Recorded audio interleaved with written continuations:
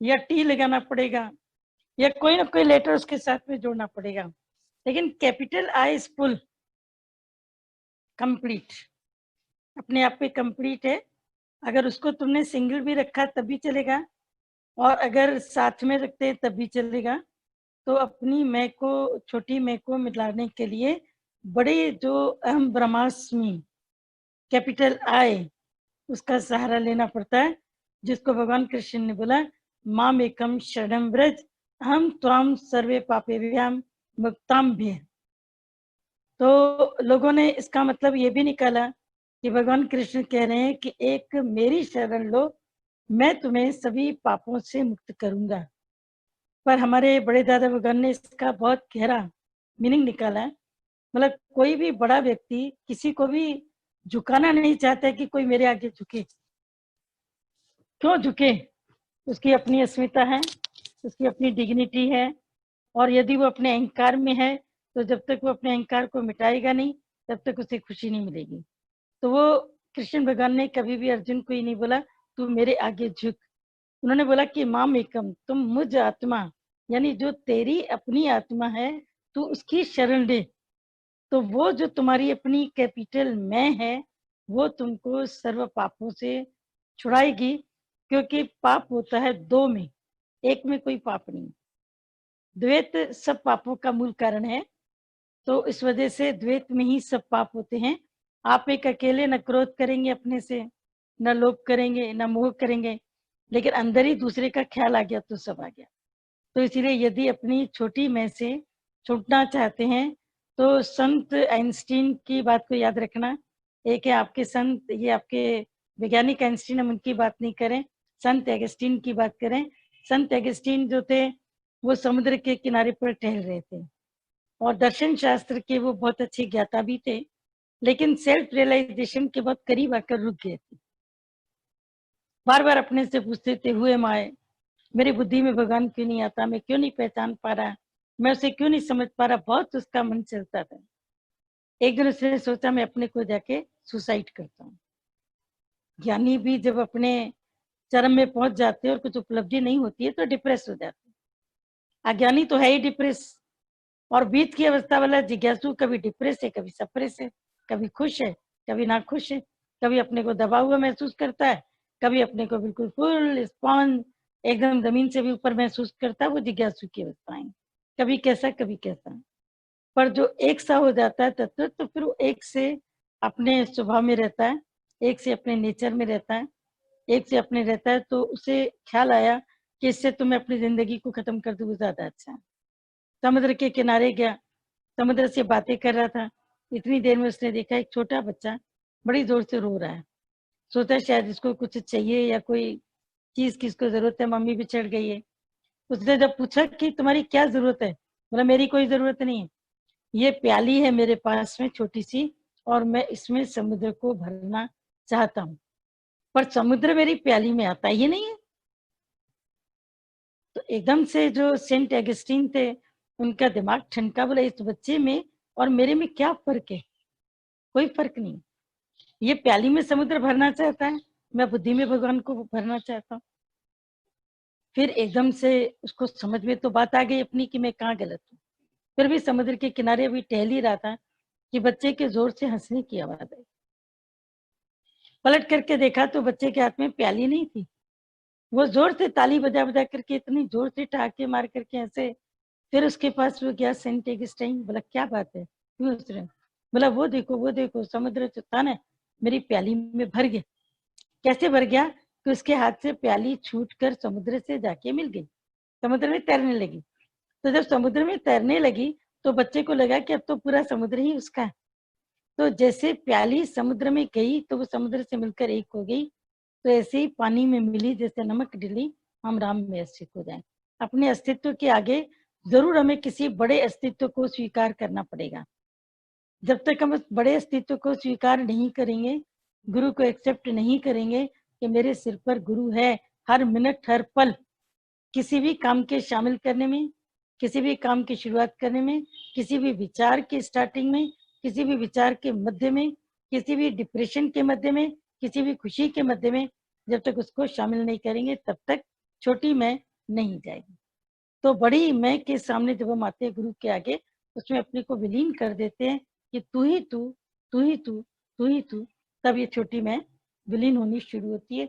और फिर जब एक बार शुरू हो जाती है, तो जैसे डॉक्टर के पास में पेशेंट जाता है, डॉक्टर साहब अभी थोड़ा फायदा पड़ा है, तो डॉक्टर समझ जाता है कि अब इसको ये दवा जब इतना फायदा करेगी तो आगे भी इसको फायदा पड़ता रहेगा। बस इतना ही सत्संग के बीच में है कि हम जब इतना अपना समर्पण करते जाते हैं अंदर से गुरु के आगे, तो गुरु भी हमको भीतर से पहचान लेता है, हमको रोक लेता है, माया की सब बातों से हमको ऊपर उठा देता है। तो इसीलिए प्याली में समुद्र को भरना नहीं है, लेकिन प्याली को समुद्र से मिलाना है। बस ये चीज जिस दिन आपको समझ में आ जाएगी, उस दिन आपकी छोटी मैं जब भी उठे, गीता भगवान ने तो कहा कि जब भी तुम अहंकार करो अपने शरीर का, तो अपने दांतों से अपनी जबान को काट लेना। माता भगवान ने भी ये बात कही। तो अपनी जबान को अगर तुम दांतों के बीच में चबा दोगे, तो किसी दिन तुम देखना तुम्हारी जबान पे कितने छाले पड़ गए। एक दिन में कितनी मैं करते हो, मैं न होता तो ये होता, मैं न होता, मैं न करता, मैं नहीं करूंगी तो ये नहीं हो पाएगा। और कभी बाहर से नहीं भी बोलते तो अंदर की मैं, वो दुख का कारण है। तो अंदर की मैं को भी ब्रह्मलीन करना पड़ता है। मरने के बाद में कोई ब्रह्मलीन लिखा गया तो कोई बड़ी बात नहीं है। मरने के बाद में तो ऐसे ऐसे नाम के आगे भी ब्रह्मलीन आती है, ऐसे ऐसे नाम के आगे भी ब्रह्मलीन कहा जाता है। जो व्यक्ति ने कभी ज्ञान इतना सुना ही नहीं था, जो व्यक्ति ने कभी सत्संग को इतना सुना ही नहीं था, तभी भी उनके नाम के आगे ब्रह्मलीन लिखा जाता है। तो क्या वो ब्रह्मलीन थे? ब्रह्मलीन लिखने से कोई ब्रह्मलीन नहीं होता है। जीते जी हम जहाँ पर बैठे हैं, हम अपनी ब्रह्माकार अवस्था में हैं या उस अवस्था में आना चाहते हैं, तो हमारा उसके लिए प्रयास क्या है? तो उसके लिए एक ही प्रयास है, सरेंडर अनटू गॉड। अपने को शरणागत भाव में लेके आएंगे तो छोटी मैं बड़ी मैं में जाकर के मिलेगी। एक है अहम और एक है अयम। अहम के अंदर में कितना दुख है, अयम आत्मा ब्रह्म, अयम आत्मा ब्रह्म। तो वो जो ब्रह्म की मैं है वो अलग है। भगवान कृष्ण भी गीता में मैं कह रहे हैं और अर्जुन भी मैं कह रहे हैं, पर दोनों में कितना फर्क है। अर्जुन कहते हैं मैं युद्ध नहीं करूंगा, मैं घोर पाप कर्म नहीं करूंगा। भगवान कृष्ण कहते हैं कि मैं कहाँ पर नहीं हूँ, वृक्षों में पीपल में हूँ, गायों में कामधेनु में हूँ, मैं कल्पतरु हूँ, मैं ये हूँ, मैं वो हूँ। कितनी जितनी अच्छी अच्छी चीजें थी सब तो भगवान कृष्ण ने मैं जितनी भगवान कृष्ण ने मैं करी है ना, उतनी मैं तो दुनिया में कोई नहीं करता है। सूर्य में, चंद्रमा में, फिर कैसे अपना भक्तों के बीच में, राक्षसों में प्रहलाद में, ध्रुव में, और मैं अपना वर्णन कहाँ तक करूं हे अर्जुन। पांडवों में धनंजय भी मैं ही बनाऊं। अर्जुन का एक नाम धनंजय था क्योंकि उसका काम था कोष को एकत्र करना। सबके सबके अपने अपने काम थे। तो अर्जुन का काम था कोष को एकत्र करना, धन को लेकर के आना। वो धन की उगाड़ी करता था, उसका नाम पड़ा था धनंजय। मतलब पांडवों में धनंजय भी मैं ही बनाऊं। तो भगवान की मैं आत्म कॉन्शियसनेस वाली है, अर्जुन की मैं बॉडी कॉन्शियसनेस वाली है। ये फर्क है। तो बॉडी कॉन्शियसनेस वाली जो मैं, उससे ऊपर उठना है, और आत्म कॉन्शियसनेस वाली मैं में अपने को स्थापित करो। स्थापित क्या करना, वो तुम हो ही हो। Body consciousness must go, must go. तो छोटी आय से अगर आप रिड ऑफ छूटना चाहते हैं, तो अपने आगे एक बड़ी मैं को रखो कि who am I and what am I. That's all Ashish and another. और फिर भी अगर क्वेश्चन है समझ में आए, मतलब है कौन तुम्हारा शरीर, इसको रोक के दिखा दो। योग या संयोग दोनों की स्थिति में योग बना रहता है, इसको याद रखो। प्रश्न ये नहीं करना है कि हमारा अपनों से वियोग ना हो, या ये डर रहता है। प्रश्न ये करो, मेरा अपने से योग कैसे हो जाए, मैं अपने अंतरात्म से कैसे जुड़ूं कि बाहर का संयोग और वियोग मुझे दोनों में परमात्मा का योग समझ में आए। दोनों में हमको डर लगता है, क्यों? क्योंकि जब पकड़ है हाथ में कोई भी चीज की, तो पकड़ अगर ढीली पड़ेगी, छूटेगी, तो मन उससे डरेगा। आज पड़ोस में किसी का भी सुनते हैं उसको हो गया है कोरोना, अब बहुत मुश्किल है। अब उसके घर में कोरोना, उसके घर में कोरोना, उसके घर में कोरोना, घर घर में कोरोना। पहले हॉस्पिटल की स्मेल केवल हॉस्पिटल में आती थी, हॉस्पिटल के इक्विपमेंट होते थे, सैनिटाइजेशन होता था, अंदर जाते ही नाक पर रुमाल रखते थे। अब हर घर हॉस्पिटल बन गया। तुम्हारी पर्स में भी हॉस्पिटल ही रखा है, पूरा पूरा। कहीं भी जाते हो तो पूरा हॉस्पिटल ही बना के जाते हो। तो संसार में कैसे कितने बड़े-बड़े परिवर्तन आते हैं, परिवर्तनशील संसार में कौन रहेगा, कौन नहीं रहेगा, किसका शरीर बचेगा, किसका नहीं बचेगा, कौन बचा, कौन नहीं बचा, ये तो प्रकृति तय करती है और ये तो केवल एक कारण है। किसी का समय जब पूरा होता है तो कारण परमात्मा की तरफ से बन करके आता है। ये कारण है धरती का भार कम करने का। धरती अपना भार कम कर रही है और उसको कम करना है, उसमें कोई अपना भी हो तो कोई बड़ी बात नहीं है। लेकिन फिर भी भगवान के आगे नतमस्तक होना पड़ता है। भगवान तेरी वस्तु तेरे आगे रखी, प्रभु की आज्ञा माने माथे। तो जिसकी वस्तु उसी के आगे रखी है ना। ब्रह्मज्ञानी हमारे एक से किसी ने पूछा, जब उनकी पुत्री का शरीर शांत हुआ, एकमात्र एक ही बेटी थी, एक ही बेटी, परम प्रिय बेटी, बहुत प्यार, उसका शरीर शांत हुआ। तो किसी ने उनसे सवाल किया, बोला कि आपको ऐसा लगा होगा कि जिसकी वस्तु तिस आगे रखे, प्रभु की आज्ञा माने माते। तो उन्होंने उत्तर दिया, बहुत अच्छा, अपने परम पद पर जो व्यक्ति पहुंचा होता है ना, उसका उत्तर भी वैसा ही होता है। उन्होंने उत्तर दिया, वस्तु थी कहाँ, समझ में आया? वस्तु थी कहाँ? ऊंची बात करो, ऊंची चीज के तुम खरीदार बनो। छोटी बातें, छोटे शब्द, छोटी बातें बहुत कर ली, अब ऊंची चीज के खरीदार बनो। ये वस्तु थी ही कहाँ? परमात्मा एक से अनेक हुआ, अनेक से एक हो गया, उसकी मर्जी, उसकी मर्जी। तुम किसी किसी मिरर ग्लास के आगे खड़े होते हो तो कई दिखाई देते हो, एक तो दिखते ही हो सामने। कभी कभी मिरर ग्लास ऐसा होता है, साइड में भी होता है, उस साइड में भी होता है, ऊपर भी होता है, नीचे भी होता है। आप एक से 5 दिखाई दे रहे हो, आपकी मर्जी। आप वहां से हट गए तो आप एक ही एक है। तो ये एक से अनेक का कार्यक्रम परमात्मा का है, अनेक से एक का कार्यक्रम भी परमात्मा का है। बीच में बात आ गई अपनों से मोह, और अपनों से मोह डर का कारण है, डर का कारण है। पर जो गुरु को आगे रखता है, ज्ञान को समझता है, क्योंकि दादा भगवान ने ज्ञान का कितना सुंदर शॉर्ट में मीनिंग बताया, लंबा चौड़ा नहीं। ज्ञान माने गया नींद, जो नींद से जाग गया समझो वो ज्ञान में आ गया। तो नींद से जागना ज्ञान है। आप जागे हुए हैं तो आपको लगेगा कि ये सब माटी के पुतले, ये सब चलते फिरते नजर आ रहे हैं, लेकिन इनके अंदर केवल प्राण और अपान वायु है। ये उसी पर ही चल रहे हैं, वायु की फूंक पर चल रहे हैं। हमारी नीना मम्मी हमेशा बोलते थे आदमी एकदम, एकदम ही एकदम अंदर आया, बाहर निकल गया, पता नहीं वो भीतर जाएगा कि नहीं जाएगा, पता नहीं जाएगा कि नहीं जाएगा। वो हमेशा हम लोग को याद कराते थे, मट्टी का मटका है, 4 दिन में टूट जाएगा, इससे काम ले लो, इससे काम ले लो। इतना उनको सबकी उम्र के लिए लगता था कि इतनी इतनी उम्र तुम लोग की बीतती जा रही है, तुम काम क्या कर रहे हो? गुरु का काम कर रहे हो, घर में बैठे हो, मायावी कर्म कर रहे हो, कौन सी दुनिया में बैठे हो? इतनी जागरूकता गुरु देता है हर जगह पर, हर मिनट में जागरूकता देता है कि मिट्टी के मटके से सुनहरे काम ले लो, तो फिर वियोग का दुख तुम्हें कभी नहीं लगेगा। लेकिन अपनों में ममता है तो ममता में पकड़ है, और पकड़ है तो पकड़ में दुख रहेगा, उसमें जाने का डर भी रहेगा। फिर उसको पकड़ने के लिए तुम बहुत कोशिश भी करोगे, फिर अगर कभी हाथ से खिलौना छूट जाएगा तो भी तुमको रोना पड़ेगा। पर जो कहता है ही परमात्मा का, है ही परमात्मा का। जैसे मान लीजिए अभी आपका जीएसटी लगा है, अब लगने के पहले बहुत मुसीबतें थी, लगने के बाद भी बहुत मुसीबतें थी, पर एक बार जब व्यापारी तैयार हो गया कि 30% 28% हमको सरकार को देना है, तो उसने पहले से ही दिमागी मन बना दिया ना अपना मन, कि हमको इसमें से 28% देना ही है। फॉरेन में भी ऐसे 30% उनको गवर्नमेंट को देना ही पड़ता है, और वो दे के न दे पहले ही गवर्नमेंट काट लेती है। जो गवर्नमेंट जॉब में उनकी तो ऑलरेडी अपने आप से वहीं से डिडक्शन हो जाता है। उनको डिडक्शन देने की स्टेटमेंट वो देते जरूर है, लेकिन डिडक्शन अपने आप से ही सेल्फ से ही होते चले जाते हैं। तो जब मेंटली प्रिपेयर हो गए कि ये वस्तु कटेगी और ये मैं सरकार को देनी, ये मेरी नहीं है, तो अंदरूनी वो उसको दे करके अलग करके निश्चिंत हो जाते हैं ना, कि ये मेरी नहीं है, जो मेरी है उस पर मेरा अधिकार है। अब यहाँ पर जब आपको अंदरूनी पता चल जाए कि ये सब डिडक्शन में ही है, ये सब जितना भी तुम्हें दिख रहा है ये सब जीएसटी के डिडक्शन में, ये तुम्हारा अपना नहीं है, ये तुम्हें गवर्नमेंट को, परम सरकार को, जो बड़ी सरकार है उसको तुमको वापस करना है। ये सब सरकारी चीजें, बड़ी सरकार की चीजें, ये तुमको इस्तेमाल करने के लिए मिली है। लेकिन जैसे ही सरकार से रिटायरमेंट होता है तो वैसे ही सरकारी चीजें वापस करनी पड़ती है ना। प्रधानमंत्री को भी अपना बंगलो खाली करना पड़ता है, बंगलो खाली करना पड़ता है। सोनिया गांधी कहाँ गई? बंगलो खाली करके गए। मनमोहन सिंह कहाँ गए? खाली करके गए। जो जो जिस पद पर था उनका पद हटते ही उनको वो बंगलो खाली करने पड़ते हैं। तो शरीर के बंगलो भी जो हैं ये सरकारी बंगलो हैं।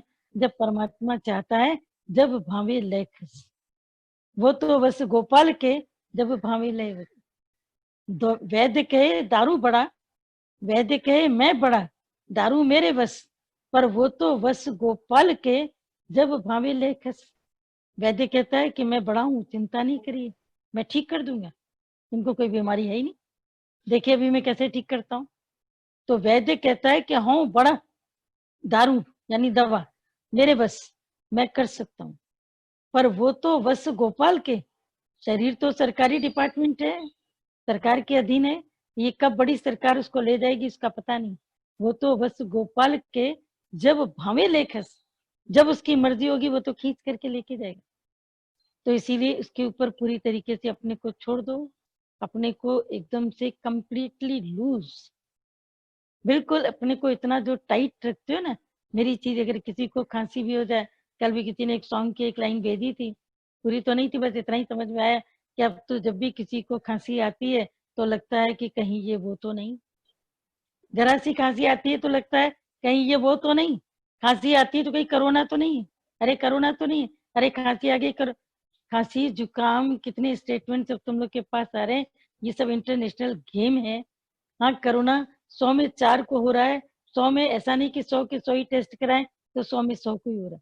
कल तो किसी ने बिल्कुल प्रूफ दिया है, किसी का कराया गया, कनाडा में कराया, किसका किया, किसी एक का, मतलब एक दिन में 3 टेस्ट किए, कोरोना के 3 टेस्ट किए।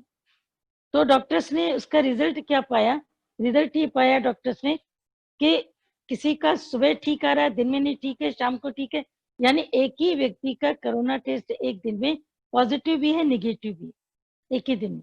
तो बाकी सारी प्रॉब्लम्स भी जो मल्टीपल हो रहे हैं, अगर एक्चुअल समझो तुम, एक्चुअल, तो जो कोरोना को ठीक करने वाली दवाएं हैं वो इंसान को मार डालेंगी। जैसे कभी मलेरिया की दवा, कभी कोई दवा, कभी कोई दवा। बहरहाल जो भी कुछ है तुम किसी भी चीज से मत डरो, कोरोना नहीं तो दूसरी भी तो कई बीमारियां, एक्सीडेंट है, एक्सीडेंट है। कल भी एक का फोन आया, अचानक क्लॉटिंग हो गई है, ब्रेन की तरफ क्लॉटिंग हो गई, इधर की आर्टरीज पूरी गले की जाम हो गई। अब कोरोना तो नहीं है लेकिन फीवर बना हुआ है, फीवर 103 104 से कम नहीं हो रहा है, ब्रेन में जाके क्लॉटिंग बन गई है। अब इसको तुम क्या कह सकते हो, कोरोना ही है, ऐसा तो नहीं।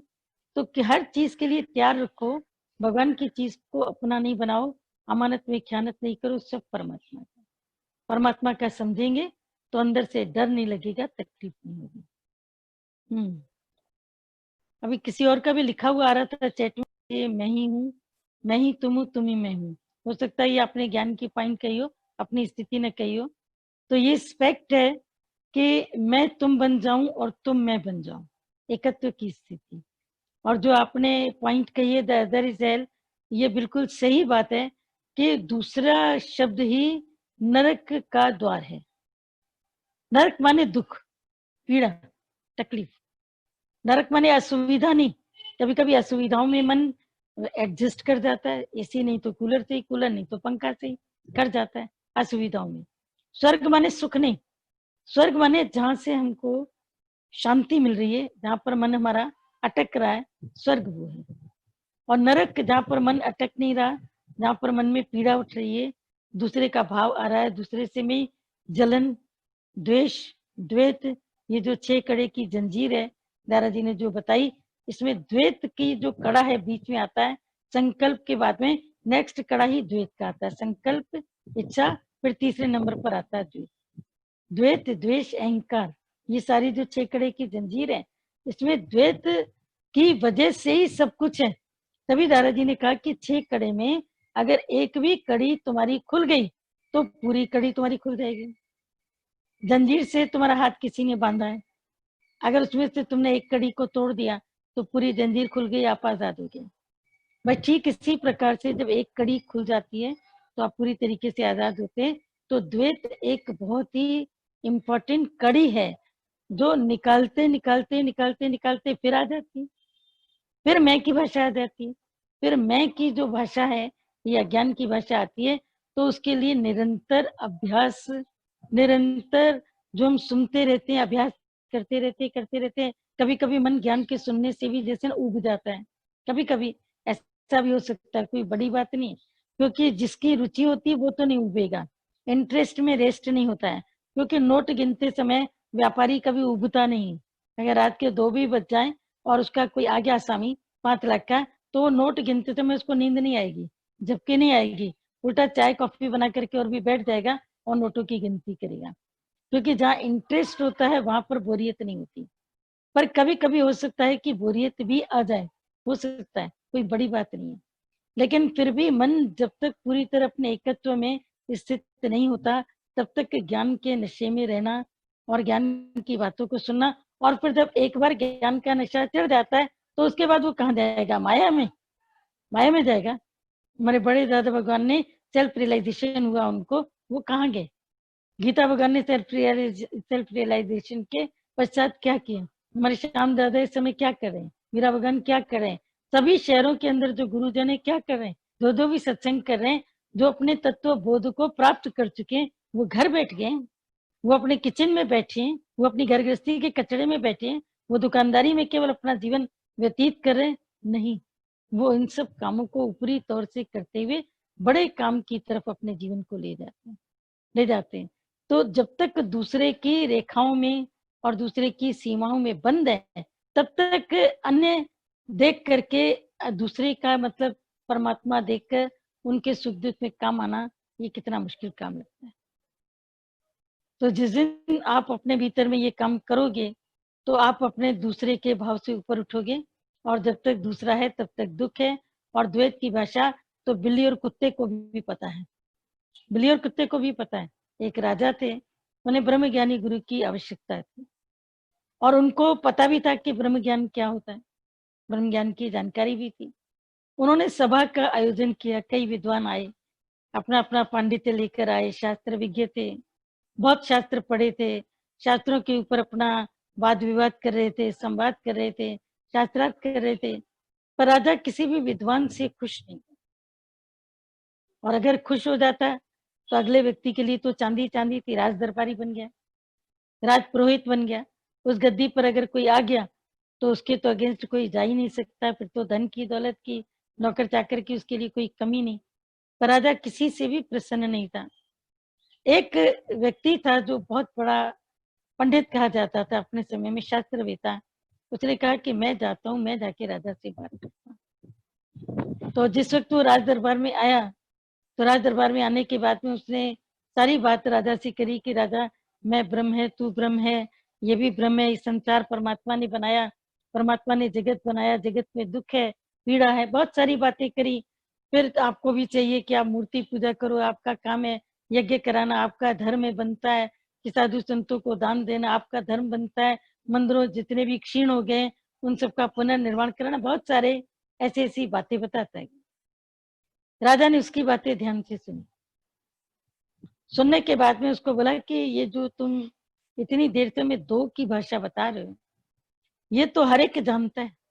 बोला आपने क्या कहा? मैं पंडित हूँ, मैं ज्ञानी हूँ, आप मुझे हर एक से कैसे जोड़ सकते हैं?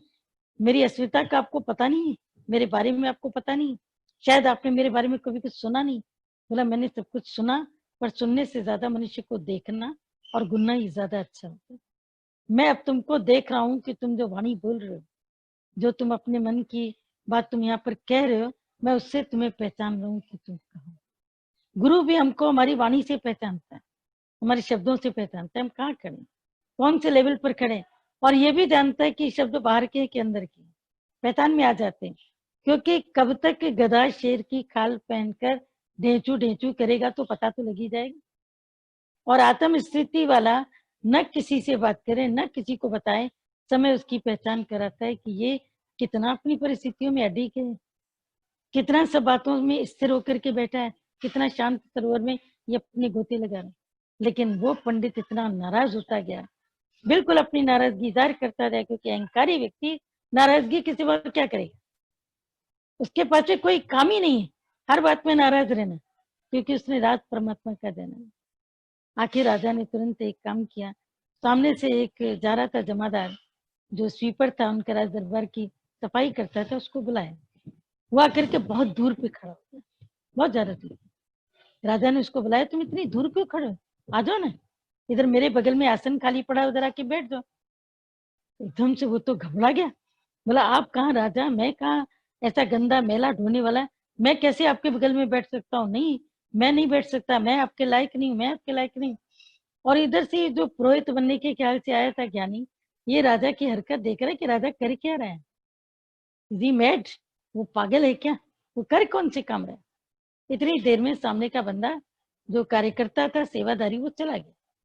तो राजा ने पुरोहित को बोला, जो पुरोहित बनने के लिए आया था, बोला कि आप शास्त्र विज्ञ हैं, लेकिन आप ये बताइए कि द्वैत की भाषा तो ये जमादार भी जानता है, उसको भी पता है कि मेरी कुर्सी क्या है, तेरी कुर्सी क्या है, उसको भी पता है कि मेरी औकात क्या है, उसकी औकात क्या है। अगर आप भी इसी में रहे तो आपकी भाषा और उसकी भाषा, आपकी रहनी उसकी रहनी, दोनों में क्या फर्क। तो एकदम से उसकी आंख भी खुली, बोला कि राजा आप जिस ब्रह्मज्ञानी की तलाश कर रहे हैं, मुझे तो लगता है कि आप तलाश बाहर की कर रहे हैं, भीतर से आप स्वयं ही वो हैं। क्योंकि आप जब प्रत्येक को जान पा रहे हैं कि ये द्वैत में खड़ा है, तो उसका मतलब तो आप अद्वैत में। बोला नहीं, मैं जानता हूं कि द्वैत अद्वैत क्या है, लेकिन अद्वैत में स्थित करने के लिए हमें बाहर का फिजिकल गुरु तो एक चाहिए, जो हमको हमारे में ला करके खड़ा करे। तो ये मन स्थिति जहाँ पर द्वैत खत्म होती है, पहले तो खत्म करने की इच्छा है, ये एक बहुत बड़ी अच्छी बात है, लेकिन खत्म करने की शुरुआत भी करनी पड़ेगी कि जहाँ पर भी द्वैत आए, फिर ज्ञान रखो, कौन है, मैं ही तो हूँ। नाराज किससे होते हो, मैं ही तो, ये कौन है, मैं ही तो मैं ही तो हूँ में क्षमा का भाव है, मैं ही तो में एक ऐसा भाव है कि सबको माफी दे दो, क्या जरूरत पड़ी है किसी को कुछ भी कहने की, जतलाने की, कोई भी बात करने की। हर एक व्यक्ति अपने जीवन का कर्ता धर्ता स्वयं है, अपना नियंता स्वयं है। ज्ञान में कितना चला, कितना नहीं चला, सत्संग में कितना आगे बढ़ा, कितना नहीं बढ़ा, वो जाने, उसका काम जाने। हम क्यों किसी को सत्संग का भी याद कराएं कि तुम्हें कहाँ तक पहुंचना चाहिए, तुम कहाँ तक करें। वाणी इतनी चलती है, वाणी के अंदर सबको अपना फेस कट भी दिखता है, अपनी गलतियां भी दिखती हैं, दोनों चीजें दिख जाती हैं। तो इसीलिए अपने द्वैत की बिल्ली को निकालना पड़ेगा। अगर द्वैत की बिल्ली को तुम नहीं निकालोगे तो तुम्हारे भीतर में बदबू तो आएगी आएगी, अद्वैत की खुशबू नहीं आएगी। पर ये द्वैत जाएगा कैसे, आपका ये प्रश्न है। ये द्वैत जाएगा जब हम गुरु से अद्वैत की वाणी सुन के आते हैं और उसको हम प्रैक्टिकल में रखते हैं कि मैं ही तो हूँ। उस समय मैं नहीं निकलती है जब कोई क्रोध में आता है, जब कोई हमारा अपमान करता है, जब कोई हमारा पैसा लूट के ले जाता है, जब वो हमारे साथ में बदतमीजी से पेश आता है, उस समय मैं की भाषा भूल जाती है। मैं ही तो हूँ अगर उस समय भी समझे, दादा भगवान ने जैसे मैं ही तो हूँ का ऐलान किया, तो एक लड़का जो था मन चला, उसने बोला आज दादाजी को मैं सिद्ध करके दिखाऊंगा कि आप जो मैं ही तो हूँ बोलते हैं ना कहीं तो वो भी कोई पूरा सही नहीं। मन चले बच्चे तो होते ही। उसने एकदम से दादाजी का चश्मा रखा था नीचे, उसको हाथ में उठा लिया। मालवीय की ये बात है, उसने एकदम से चश्मा हाथ में उठाया और सबसे पूछा ये क्या है। अब पहले तो लोगों को समझ में नहीं आया कि हमें जवाब देना चाहिए कि नहीं, क्योंकि जिस जगह पर गुरु बैठा हूँ, गुरु गद्दी आसीन हो, गुरु गद्दी पर बैठा हूँ, वहां पर सन्मुख बैठे व्यक्तियों को जवाब देना चाहिए या नहीं देना चाहिए, इतना तो तुम्हें पता होना चाहिए कि जब तक गुरु का इशारा ना हो तब तक जवाब भी नहीं देना चाहिए, क्योंकि सामने गुरु बैठे हैं, गुरु का अस्तित्व विराजमान है। तो गुरु के अस्तित्व को विराजमान जान करके हम कैसे अपने को दिखाएं कि मैं इसका आंसर देता हूँ। वो दारा जी की शक्ल देखने लगे, तो दारा जी ने उनको एक इशारा किया, बता दो क्या है। तो सबने बोला ये चश्मा है। दारा जी से उसने पूछा, दारा जी आप बताइए क्या है। दारा जी ने कहा मैं ही तो हूँ। बोला इतने लोग जो बैठे हैं आपके आगे, 100 150 200 जो भी थे, ये सब क्या गलत है। बोला ये भी गलत नहीं, इनकी दृष्टि अपनी है, मेरी दृष्टि अपनी है। बोला लेकिन मैं आपको सिद्ध करके दिखा सकता हूँ कि ये चश्मा है। आप सिद्ध करके दिखा सकते हैं कि मैं ही तो हूँ। दादाजी ने कहा मैं सिद्ध तो नहीं कर सकता, पर मैं तुमसे प्रश्न पूछ सकता हूँ, उसका उत्तर देते जाना। ये चश्मा बना किस चीज का है। शीट का। शीट कहाँ से आई, पेड़ से। पेड़ कहाँ से आया, बीज से। मतलब बीज कहाँ से आया। अब एकदम चुप हो गया, एकदम शांत हो गया, क्योंकि बीज कहाँ से आया इसका कितना भी तुम बहस करो। हम लोग भी फिलॉसफी के फील्ड में होते थे, सब्जेक्ट था, तो बड़ी बहस चलती थी, पहले अंडा आया कि पहले मुर्गी आई, पहले बीज आया कि पहले पेड़ आया। लेकिन पहले अंडा, पहले बीज नहीं, पहले परमात्मा, वो भूल जाते थे। तो जैसे ही वो परमात्मा की बात आती है सामने कि पहले है परमात्मा, तो बाकी सब चीजें अपने आप ही समझ में आती जाती है कि बीज कहाँ से आया, परमात्मा से। परमात्मा कौन? मैं, तो मैं ही तो हूँ, मैं ही तो हूँ। नारद जी ने वस्तुओं में भी मैं को देखा, वस्तुओं में भी। और यहाँ तक भी जो रहते थे साथ में, वो कभी कभी उनके आचरण के बारे में बताते थे कि चलो आगे चल करके तो उनके हाथों में काफी वीकनेस आ गई कि किसी भी चीज को वो टच नहीं कर पाते थे, उठा नहीं पाते थे। लेकिन जब तक उनका शरीर चलता था, इतना तेज चलते थे, इतने कार्य करते थे कि सत्संगी सोए रहते थे और सुबह उठ करके वो सारी सफाइयां कर देते, सब्जियां भर करके लेके आते थे, दूध लेकर के आते थे, अपनी चद्दर को भी ऐसे लपेटते थे कि चारों कोने उसके बराबर हो। तो किसी प्रेमी ने बोला, दादाजी आप तो चद्दर भी इतने धीरे से आराम से लपेट के इसको ऐसे रखते हैं। बोला, मैं ही तो हूं ना, तो मुझे क्या करना चाहिए?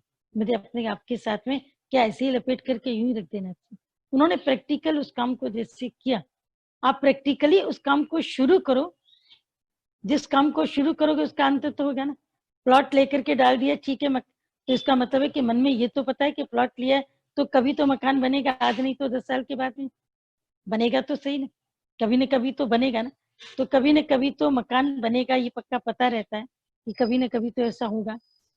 तो जब कभी न कभी तो ऐसा होगा, तो अपने भीतर में तुमने कार्य की शुरुआत की है तो उसका परिणाम भी निकलेगा। तो मैं ही तो हूँ, इस काम की शुरुआत में देरी मत करो। आज वैसे भी गणेश चतुर्थी का दिन है, बहुत ही अच्छा दिन है, शुभ दिन है। विघ्न निवारक जो भी आपके हैं, कि जितने भी आपके जीवन के विघ्न आते हैं, आप उनको कैसे याद करते हो कि जीवन के सब विघ्नों को खत्म करने के लिए सबसे पहले पहले आप गणेश भगवान को याद करते हो। सभी देवताओं में महादेव, अगर तुमने भगवान शिव को चुना तो शिव परिवार में शिव जी का इतना नाम है कि उन्होंने माता पिता की परिक्रमा कर ली और उन्हें सबसे बड़े बुद्धिमान देवता का एक गर्व मिल गया, एक उनको पद मिल गया कि सबसे बड़े देवता बने। आप कोई भी काम आप शुरू करते हो तो भगवान गणेश को अपने पास में रखते हो, ऊपर ऊपर। मकान बनाते हो, भगवान गणेश को तुम उसमें स्थापना करते हो। घर में भी अभी तुम देखो गणेशा है तो लोग अपने घर में गणेशा रखेंगे, गणपति रखते हैं। अभी गणपति, आज घर में गणपति है, हमारे घर में गणपति एक फैशन भी है और एक लोगों को सामूहिक एंजॉयमेंट भी है। और वो भी सामूहिक एंजॉयमेंट भी जरूरी है, पर सामूहिक एंजॉयमेंट भी अच्छा तब लगता है जब मनुष्य एक मन से हो, एक मन में मिला होता है, एक मन की बातचीत होती, तो उसमें सामूहिक एंजॉयमेंट अच्छा लगता है। पर जब मन एक कोना, दूसरा कोना, तीसरा कोना, चौथा कोना, तो सामूहिक एंजॉयमेंट का कोई मजा नहीं आता है। तो सामूहिक एंजॉयमेंट भी गणेशा गणेशा गणेशा, भी गणपति रखा है, गणपति रखा है, गणपति रखा है। अरे गणपति को तुम क्या रख सकते हो? गणपति ने तुम्हें खुद रखा है, तुम उसे क्या रखो? पर भाषा में आता है कि गणपति रखा है, पर गणपति का शरीर देखते हैं, आकार विकार कई बार सत्संग में चल चुका है, उसको बताने की जरूरत नहीं। सूंड लंबी है, सुई भी उठा सकते हैं और इंसान को भी उठा सकते हैं, पेड़ भी उखाड़ सकते हैं, सूक्ष्म भी है, स्थूल भी है। ऐसे मनुष्य की समझ होनी चाहिए, सूक्ष्म से सूक्ष्म भी हो और स्थूल जगत का भी पूरा परिचय, पूरा उसकी जानकारी हो। कान उसके बड़े हैं, पंखे की तरह हिलते रहते हैं, अपने उसके कान ऑटोमेटिकली हिलते हैं। हाथी के कान भी हिलते देखे, गणेश भगवान के कान भी अपने आप ही हिलते रहते हैं। यानी जो कुछ मिलता है हम उसको हवा में उड़ा देते हैं, कान के अंदर जाने किसी को भी नहीं देते, एक भी चीज को कान के अंदर जाने नहीं देते। फिर उनका जो उदर है, लंबोदर, कितना उनका पेट आगे बढ़ा हुआ है। आप कहोगे लड्डू बहुत खाते हैं इसलिए पेट बड़ा है, नहीं, उनका उदर बड़ा है, वो सबकी बातों को हजम करते हैं। जो भी संसार में उनके सामने अपनी कोई बात रखता है, कोई कॉन्फिडेंशियलिटी रखता है, कुछ भी रखता है, उन सबको हजम करने की ताकत रखता है। हाथ में उनके मोदक है, मोदक यानी मुदिता, मुदिता माने प्रसन्नता। वो प्रसन्नता की निशानी अपने साथ रखते हैं कि जो मनुष्य प्रसन्न नहीं रहता वो जीवन के अंदर कोई काम नहीं कर सकता। प्रसन्नता मनुष्य का हथियार है, ये मनुष्य के हाथ में रहेगी। प्रसन्नता अगर मनुष्य के हाथ में रहेगी तो प्रसन्न व्यक्ति खाली प्रसन्नता से किसी को निहार लेगा, किसी को शुक्राना कर लेगा, किसी से बात कर लेगा, तो भी सामने का व्यक्ति गदगद हो जाएगा। तो मोदक फूल उन्होंने अपने हाथ में उठा रखा है, शास्त्र उन्होंने अपने हाथ में उठा रखा है। शास्त्र क्यों उठाया? कि इस तरीके से शास्त्र उठाया कि सब शास्त्र एक शस्त्र का काम करते हैं, लेकिन गुरु के सम्मुख होकर के तुम पढ़ो। बुद्धि और विद्या, विद्या का ज्ञान उनसे प्राप्त होता है। तो गणेश भगवान की तो जितना भी तुम वर्णन करते हो, सबके वर्णन ये पड़े हुए हैं, व्हाट्सएप चलते रहते हैं, सत्संग में भी कई बार चल चुका है। तो आज का दिन इतना अच्छा है, आज के दिन पर तुम कोई ना कोई संकल्प करो। ये संकल्प दिवस होते हैं, खाली ये कहने से, जैसा आप कहते हैं मेरी जीवन वैसी बने, मेरे दिल ने ये पुकारा, हम आपके जैसे बने, कार्य करें, सत्संग का काम करें और बैठे अपने पलंग के ऊपर, बैठे अपने घर के ऊपर, बैठे अपने दुकान की गद्दी के ऊपर। तो ऐसा कहने से कुछ भी नहीं होता। यहाँ कर्म चाहिए, कर्म की खेती। महात्मा बुद्ध को किसी ने कहा था ना, आप कुछ नहीं करते काम? बोला मैं करता हूँ, मैं अपने मन की खेती करता हूँ, उस पर अपने वैराग्य का हल चलाता हूँ, ज्ञान का बीज बोता हूँ, उसमें मैं ज्ञान का पानी डालता हूँ, वैराग्य का बीज ऐसा डाल के ज्ञान के पानी से मैं उसको सींच करता हूँ। उन्होंने अपने जीवन की खेती बता दी। तुम्हारी खेती क्या है? जब इस कार्य में लगोगे तब ये द्वैत जाएगा, और द्वैत के ऊपर जब चोट पड़ेगी तो अपने आप ही अद्वैत की पहचान के लिए आप खुद ब खुद आगे बढ़ने की कोशिश करोगे। Okay, next. गलत है। और एक काम, गलत काम 3 बार कर लो, फिर वो तुमको गलत नहीं लगेगा। 3 बार कर लो, 1 बार, 2 बार, 3 बार, फिर वो तुम्हें राइट लगेगा। क्यों? क्योंकि तुम आदती हो गए। अब तुम्हें वो रंग नहीं लग रहा है, तुम्हें लगता है पूरी दुनिया करती है, मैंने क्या गलत किया, मैंने क्या गलत किया। वो अपने को सही सिद्ध करता है।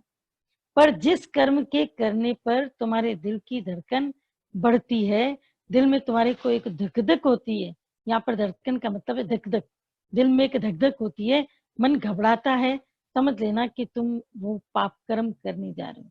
और पहली दफा में ही अपने को रोको।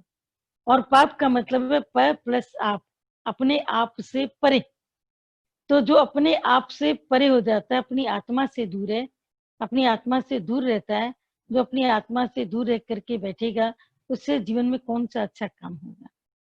तो जो पुण्य कर्म भी होगा उसमें भी अहंकार आ जाएगा, वहीं पर पाप कर्म हो जाएगा। तो जिस कार्य में आपका दिल धड़के, जिसमें भय पैदा हो मन के अंदर, वो पाप है। लेकिन भय किसके मन में पैदा होगा? जिसका मन सफेद होगा, जिसका मन साफ होगा, जिसका मन क्लीन होगा। जिसका मन गंदा होगा उसे तो गलत काम के करने में भी भय नहीं पैदा होगा। तो पहले तो मन इतना क्लीन बने। बड़े दादा भगवान की एक पॉइंट आती है वाणी में कि एक गलत आदमी को तुम 50,000 रुपए दो और बोलो इस व्यक्ति का मर्डर करके आओ, वो करके आएगा। 50,000 पे मर्डर भी करके आएगा। 20,000 पर लोग करके आते हैं, 20-20,000 की। लेकिन एक सही आदमी को तुम 50 लाख दो, बोलो इस व्यक्ति की तुम जाके इंसल्ट करके आओ, इसको जाके भला बुरा बोल के आओ, वो कहेगा मैं सब कर सकता हूँ, लेकिन मैं किसी का दिल नहीं दुखा सकता, मुझे 50 लाख नहीं चाहिए। इसका मतलब क्या? सही व्यक्ति गलत कर्म नहीं करेगा और गलत व्यक्ति सही कर्म नहीं करेगा। तो बी क्लीन हो जाते हैं जब, तो पहले तो सही गलत की पहचान होती है। तो गलत व्यक्ति की धड़कन कभी नहीं बढ़ेगी गलत काम के करने में, उसको हिंसा करने में, अपमान करने में, निंदा करने में, बड़ बोलापन करने में, अपनी मैं को सिद्ध करने में उसकी धड़कन नहीं बढ़ती।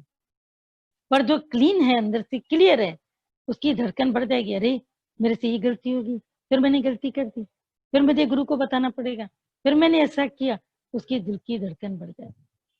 गुरु ने 2 की पहचान करी थी कि कौन सच्चा है जिसको ज्ञान पूरा मिले, क्योंकि गुरु भी ढूंढता है कि कोई तो इस ज्ञान के ऊपर चलने वाला पूरा का पूरा हो, पूरा जिसको ज्ञान मिले। जैसे पिता अपनी संपत्ति किसको देता है? बेईमान बेटे को नहीं देगा, उसे छिपा के रखेगा। लेकिन जो बेटा ईमानदार है, कर्मठ है, श्रमशील है, कर्मशील है, उस बच्चे को अपनी संपत्ति का पूरा ज्ञान देगा कि ये यहाँ यहाँ पर रखा है, आगे चलकर अगर मैं न रहूं तो तुम्हें इसकी जानकारी होनी चाहिए। तो जैसे पिता भी कर्मशील श्रमशील बच्चे को चाहता है, उसी तरह गुरु भी देखता है कि कौन सही है, कौन इस रास्ते पर पूरा चलना चाहता है, कौन इस रास्ते पर चल करके रुक जाता है, किसको अपनी नींद प्रिय है, किसको आराम प्रिय, किसको सुख प्रिय, वो भी जानकारी करता है कि कौन कर्मठ है। तो ये गुरु के पास में 2 व्यक्ति आए ज्ञान प्राप्त करने के लिए। गुरु ने उनकी परीक्षा लेनी चाहिए। बहुत पुराना मिसाल है, अक्सर सुना है, पढ़ा भी है। आजकल तो व्हाट्सएप के मैसेजेस पे सब कुछ आ जाता है। पढ़ने पढ़ाने की समझाने की जरूरत ही नहीं। फिर भी साकार गुरु चाहिए, क्योंकि मन जीवित है। जीवित को मुर्दे शब्द नहीं तुमको पार कर पाएंगे। शब्द मुर्दे, गूंगे गोश्त। फिर गुरु हमको चाहिए लाइव, लाइव गुरु शरीर के अंदर, जो हमारे मन के सब तापों का हरण करे, उनको सुने। दो व्यक्ति आए कि हमें ज्ञान चाहिए, तो गुरु ने उनकी परीक्षा लेनी चाहिए। और परीक्षा लेने के समय क्या हुआ कि उस समय जिस वक्त परीक्षा दी उसको, और परीक्षा में इन दोनों को एक एक कबूतर दिया, एक एक कबूतर दिया। बोला इसको ऐसी जगह पर तुम मार कर आना जहां तुमको कोई भी न देखे।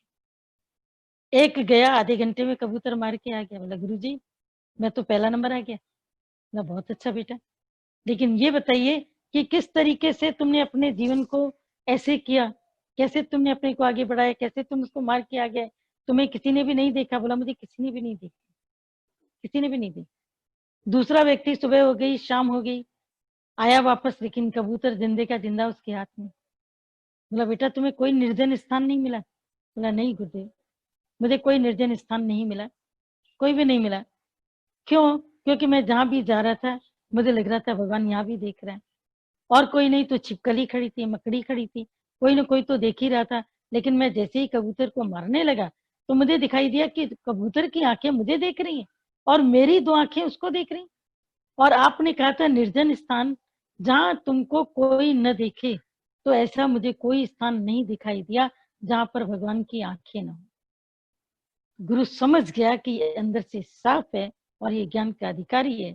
उसने पहले वाले को बोला, बोला तुम अपने मन को जाकर के साफ करो, कुछ टाइम अपनी तपस्या करो, तीर्थ करो, अपने कर्म करो, दुनियावी सत्कर्म करो। जब तुम्हारा मन साफ हो जाए तब तुम आना। और दूसरे को कहा तुम कल से मेरे पास में आना और आकर के तुम सत्संग को सुनो। अभी किसी ने एक प्रश्न भेजा है, बोला कि प्रेम हालत है, प्रेम हालत है, दशा नहीं। प्रेम मतलब love is state of mind, it is not an action. प्रेम कर्म नहीं पर हालत है। इसका मीनिंग क्या है? प्रेम कर्म नहीं है। जो अंदर का प्यार है उसको दिखाने के लिए हमें किसी कर्म की जरूरत नहीं है। दुनिया में दोस्ती को दिखाने के लिए कई कर्म करने पड़ते हैं ना। मेरी ये दोस्ती है तो ये, मेरी दोस्ती है तो मैंने पैसे दिए, मैंने गिफ्ट दिया, मैंने ये किया। फिर दोस्तों के बीच में झगड़े होते हैं, फिर कभी मिलते हैं, फिर कभी बिछड़ते हैं, कभी मन मिलता है, कभी नहीं मिलता है। दुनिया के प्यार में हालत क्या होता है कि कर्म प्रधान होता है, प्यार में कर्म प्रधान होता है। लेकिन जब आप ईश्वरीय रास्ते पर चलते हैं तो it is a state of mind. प्रेम मन की एक दशा है कि मैं प्रेम करता हूं क्योंकि मेरा तुमसे कोई भी कंडीशनल लव नहीं है कि तुम ये करोगे तो ठीक है, वो करोगे तो ठीक है, नहीं करोगे तो ये नहीं ठीक है। तो प्रेम जैसे एक दशा है मन की, love is only a state of mind, only state of mind, it is not an action. किसी को गले लगाना क्या प्यार है? क्या आपने ऐसे लोगों को गले मिलते नहीं देखा जो घर में लड़ करके आ रहे हों और शादी के उसमें जब मिलते हैं पंडाल के नीचे तो एक दूसरे से ऐसे गले मिलते हैं, ऐसे गले मिलते हैं, इस तरह गले मिलते हैं जैसे इनसे बढ़कर तो दूसरा कोई है। हमने ऐसे ऐसे घर देखे जहाँ भाई बहन, बहन बहन एक दूसरे को खा रहे, लेकिन अगर अचानक उनमें से किसी की शादी है, सबके यहाँ पर उनका जितनी भी लेडीज है, कोई किसी से किसी का मन नहीं मिला है, सब अलग अलग आकर के बात करके जा चुके हैं, पूरे परिवार के लोग। लेकिन अगर अचानक एक पंडाल के नीचे मिले तो ये एक सामाजिक रस्म में मर्यादा है और ऐसा होना भी चाहिए। वो जब आपस में मिलते हैं तो ऐसे गले मिलते हैं, अरे तू कहाँ चली गई थी, मैं तेरे को याद कर रही थी। हम तो दूर खड़े होकर के देखते हैं कि ये भी नाटक है, वो भी नाटक है। जो उसने घर में आकर के इतनी कंप्लेंट की वो भी नाटक है। इस वक्त जो पंडाल के नीचे मिल रहा वो भी नाटक है। और सामने सबके हाथ में ज्वेलरी के इतने बड़े बड़े बॉक्स दिखाने वाले शो, हम ये दे रहे हैं, हम ये दे रहे हैं, हम ये दे रहे हैं, और मन एक दूसरे में किसी का भी किसी से मिला हुआ नहीं। तब एक दूसरे के डिब्बे को झांक रहे हैं, इसका डिब्बा इतना बड़ा, मेरा डिब्बा तो छोटा है। अरे डायमंड होगा तो छोटा ही होगा ना। अगर तुम्हारी बड़ी चीज होगी, स्थूल चीज, तो बड़े डिब्बे में होगी, लेकिन मन उसमें नहीं मिलता। तो मन की हालत है प्रेम। प्रेम मतलब जो मन से हो, उसमें कुछ करने की जरूरत ना पड़े। तो क्या कुछ जहाँ करना नहीं पड़ता वो प्रेम है? प्रेम में ऑटोमेटिकली हो जाता है, ऑटोमेटिकली याद आती है, तुम चले जाते हो उसमें, फिर तुम्हारे लिए कोई बाधा नहीं होती, कोई वो नहीं होती। तुम्हें ऐसे लगता है जैसे love can only break the laws. प्रेम में सब लॉज को तोड़ने की ताकत होती है। वो सारे कानून, सारे नियम तोड़ देता है। उसके लिए जो नियम भी बनते हैं ना, वो नियमों का भी उल्लंघन कर जाता है, उसका प्रेम इतना जबरदस्त होता है, अपने को रोक नहीं पाता है, उसके प्रेम से उल्लंघन हो जाते हैं सारे नियम। तो वो प्रेम जब परवान चढ़ता है तभी ये सब चीजें। और जिस प्रेम में होश होता है उसमें जोश नहीं होता है, उसमें कोई मस्ती नहीं होती है, वो मुर्दे प्रेम होते हैं। और मुर्दे प्रेम केवल कर्म के ऊपर आधारित होते हैं, हम क्या दें, इसके बर्थडे पर हम क्या दें, भला के इसमें हम क्या दें। कभी किसी ने नहीं बोला कि हम उसके बर्थडे पर क्या करें जो उसको खुशी हो, जो उसको लगे कि हाँ इसने मेरे लिए ये किया। एक छोटा सा काम भी तुम प्रेम वाला, निष्काम वाला कुछ भी करते हो तो अगले व्यक्ति को खुशी मिलती है, भाई ये मेरे घर पर आया था, इसने मुझे प्रेम किया, इसने मुझसे बातें करी, इसने मेरे मन का हालचाल लिया। उसमें जो तुम्हारा मन बनेगा, अगले का बनेगा, वो किसी लेन देन पे नहीं बनेगा। तभी बोला कि प्रेम कर्म नहीं पर एक हालत है, यानी मन की स्टेट ऑफ माइंड है। दादा ने इसको अच्छे से क्लियर किया। बोला जैसे मछली का स्वभाव तैरना है, पंछी का स्वभाव उड़ना है, मनुष्य का स्वभाव चलना है, उसी तरह मेरा स्वभाव सबको प्रेम करना। तो क्या वो कभी डांटते नहीं थे? क्या कभी किसी को समझाते नहीं थे? गलती देखते थे तो गालियां भी देते थे। क्यों? क्योंकि उनकी नजर ये होती थी कि अभी भी सुधरते क्यों नहीं, ये अभी भी संवर के क्यों नहीं चलते हैं, ये गुरु के ज्ञान की बेइज्जती क्यों करते हैं, ये गुरुवान होकर के क्यों नहीं चलते हैं। जो गुरु के छत्र छाया के नीचे रहते हैं वो सोचते हैं कि मेरे गुरु की चादर का नाम रहे। ये जितने तुम्हारे टाइटल नेम चले बुजुर्गों के क्यों चले, जो तुम अपने को खानदानी व्यक्ति कहलाना चाहते हो क्यों, कि कोई भी बुरी बात होती है, गलत बात होती है, आप उसको दबा देते हो। भाई खानदान के नाम पर कोई नाम नहीं आनी चाहिए, बरादरी में मेरा नाम ना उछले, ये कैसा कोई गलत काम न करना। और अगर उछलता है तो कितना अपमानजनक मन को महसूस होता है कि भगवान ये क्या मेरे से हो गया। भले जाने अनजाने पिछले कर्म का हिसाब किताब, जरूर नहीं कि तुमने कोई गलती की हो, लेकिन प्रेम इन सब चीजों में नहीं। प्रेम इन सब चीजों से अलग हट करके केवल प्रेम प्रेम करता है, क्योंकि मैं तुम्हें इसलिए प्रेम करता हूँ कि मैंने जब तुम्हें देखा भी नहीं था तभी तुमसे प्रेम था, और कभी ऐसी भी स्थिति आएगी कि तुम मुझे नहीं देखोगे तब भी तुम्हारा प्रेम रहेगा। तो प्रेम किसी कंडीशन पर नहीं है, इसीलिए प्रेम सबके साथ रहता है, एक साथ रहता है, कभी भी अलग अलग नहीं होता है कि प्रेम इसके साथ अलग है, इसके साथ अलग है, उसके साथ अलग है। एक भाव बना रहता है प्रेम का, सत्संग का भाव बना रहता है, प्यार बना रहता है। तो प्रेम को कभी किसी दशा में, कंडीशन में, शर्त में नहीं बना। यहाँ तो शर्तें, तुमने ये किया तो मैं ये करूंगा, नहीं किया तो मैं भी नहीं करूंगा, खत्म। शर्तों पर, शर्तों पर, सीमाओं पर प्रेम है। सीमाएं बंदी एलओसी से, कितनी एलओसी लेके तुम चलो। आसमान में कौन सी एलओसी, धरती में तो एलओसी धरती में है भाई, ये हिंदुस्तान की है, ये चाइना की है, नेपाल की है, ये पाकिस्तान की है, लाइनें बनी पड़ी, बनी पड़ी। आसमान में कौन सी तुम्हारी, कोई तुम्हारी एलओसी है, कोई एलएसी है तो दिखा दो जरा आकाश में, कौन सी एलओसी और एलएसी। सीमाओं से पार है प्रेम। तो वो प्रेम भीतर में रहता है, आत्मिक रहता है। शरीर वाला जो प्रेम रहता है उसमें वियोग की पीड़ा हमेशा झलकती है, और संयोग का सुख भी उसमें होता है, वियोग की पीड़ा भी होती है। इसीलिए उसमें एक स्थिति आनंद की नहीं बन पाती है। पर जो प्रेम है वो सच्चित आनंद स्वरूप है, और जो सामने का है उससे प्रेम करता है, उसे भी सच्चित आनंद स्वरूप में प्रेम करता है, अलग अलग जान के प्रेम नहीं करता। तो इसीलिए प्रेम एक हालत थी, बल्कि केवल कर्म नहीं है, बल्कि एक मन की एक स्थिति है। यहाँ पर हालत का एक अच्छा शब्द होना चाहिए, स्थिति। It is only state of mind, एक मन स्थिति है। मन स्थिति में प्रेम है तो तुम जिससे भी मिलोगे उससे प्रेम है, मन स्थिति में प्रेम नहीं है। तो अगर कोई व्यक्ति ऐसा आ गया, कोई खारा व्यक्ति जो आँख का तारा नहीं, उसको देख के ही इतना दुख होगा, तकलीफ होगी, ये आया क्यों, उसने बात क्यों करी, ये मुझसे मिला क्यों, इसको किसने बताया। अब तुम उसके प्रति नफरत रखोगे, नफरत नहीं, किसी के लिए भी नहीं, छोटे से व्यक्ति के लिए भी नहीं, बड़े से भी नहीं, बराबर वाले से भी नहीं, किसी महान से नहीं, किसी भी हिंसक व्यक्ति से भी। जो हिंसक है वो भी अभी अगर हिंसा कर रहा है तो पिछले जन्म का कर्म तुम्हारा काट रहा है, बस इतना कि मेरा पिछला कर्म कट रहा है, मेरा पिछला कर्म कट रहा है। वो कर्म कटे तो अंदर में उसके लिए कोई नफरत नहीं है। तो सबसे भीतर में केवल एक प्रेम डालते जाएं। हमेशा मीरा भगवान एक शब्द बोलते हैं, प्रेम की नर्सरी बनाओ, सबके दिल के अंदर प्रेम की नर्सरी को लगाते हैं। अभी आजकल तो वैसे भी बारिश का टाइम है ना, कोई भी तुम बीज डालोगे बारिश का टाइम है, जल्दी पनप जाएगा। तो क्यों नहीं, अभी इतना अच्छा तुम्हारा टाइम है, इतना अच्छा दिन है, आज ही प्रेम की नर्सरी लगाओ। आज ही प्रेम की नर्सरी लगा करके केवल प्रेम प्रेम प्रेम प्रेम करते जाओ। और प्रेम केवल करना कहना नहीं है, लेकिन प्रेम भीतर से हो और प्रेम भीतर तुम्हारी स्थिति बन जाए, प्रेम तुम्हारा जीवन बन जाए, यही प्रेम का है। ठीक है, आगे की आनंद है और आनंद ही प्रसन्न चित्तता है। हाँ, प्रसन्नता और आनंद में फर्क है। अगर आप प्रसन्नता और आनंद पूछ रहे हैं तो आपका क्वेश्चन राइट है, अदरवाइज आपका क्वेश्चन राइट नहीं। ये दोनों सिमिलर है, प्रसन्न चित्त और आनंद ये दोनों ठीक है। एक प्रसन्नता होती है, प्रसन्नता जो बाहर कुछ मिलने से खुशी होती है, तो उसके बिछड़ने पर तकलीफ भी होगी, वो होती है प्रसन्नता।